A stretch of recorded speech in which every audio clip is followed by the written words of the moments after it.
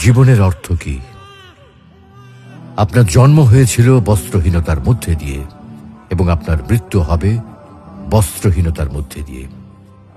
আপনি পৃথিবীতে এসেছিলেন অত্যন্ত দুর্বল হয়ে। এত দুর্বল ছিলেন যে মার সাহায্য ছাড়া খাবারটুকু মুখে নিতে পারতেন না। আপনি যখন এই পৃথিবী ছেড়ে চলে যাবেন তখনও আপনি অত্যন্ত দুর্বল ও অসহায় থাকবেন।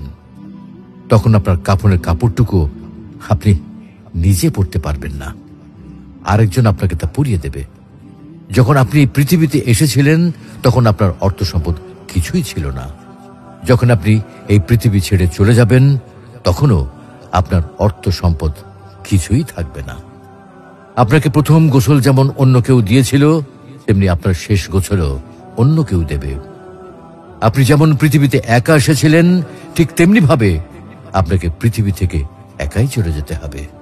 আপনার সঙ্গে আপনার প্রিয়জন কেউ যাবে না। এটাই জীবন। হ্যাঁ, এটাই তো জীবন। তাহলে কেন এত মারামারি, এত সংঘাত, এত হানাহানি? কেন এত বিদ্বেষ? কেন এত হিংসা? কেন এত বেইমানি?